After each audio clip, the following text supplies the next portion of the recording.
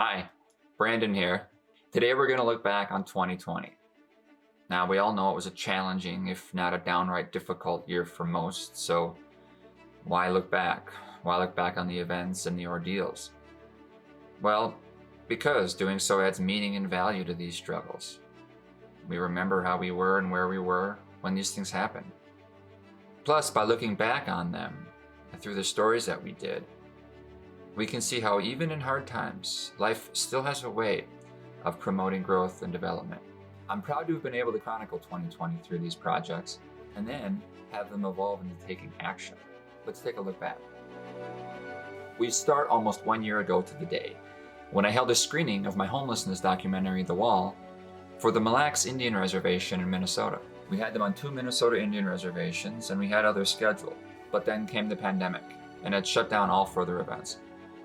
So I settled for publishing this film directly to the channel earlier than expected, but this would turn out to be a blessing. Later in the spring, the pandemic provided the context for a short documentary, sharing a day in the life of an American family sheltering in place. This strain and tension, felt across the whole country, would soon explode. The death of George Floyd while in police custody set off days of protests and then riots. I covered these events right here in Minneapolis with 3 videos. And with no rest for the weary, we then had a surge of violence that followed the riots, which has largely continued to today. Now, to address this, I held 2 live stream events this summer, interviewing those affected by this violence, and I created this story about Jim, who was shot 3 times. Oh yeah, and there was an election, wasn't there? The tension surrounding it, magnified by our polarized population, led to this short documentary released in the fall. It examines this polarization, and it captured it in vivid display at a Trump rally. Meanwhile, COVID-19 lingered, and then it worsened as the weather turned. So much so, the government here instituted another round of shutdowns, and this set off more controversy and economic uncertainty. And these 2 factors combined to motivate some businesses to reopen illegally, including this restaurant that I covered. 2020 reiterated and re-emphasized the reason they say, no news is good news. But while the news we covered was negative, many stories shared throughout the year on the Periphery were not. The stories about people, living their lives, sharing their world. In June, we took a break from the drama to visit Arkansas Bill. Down there, we created the 3rd installment of our popular video series. And then, at the end of summer, I went even further, to about as far away as one can go and remain in the US, Alaska.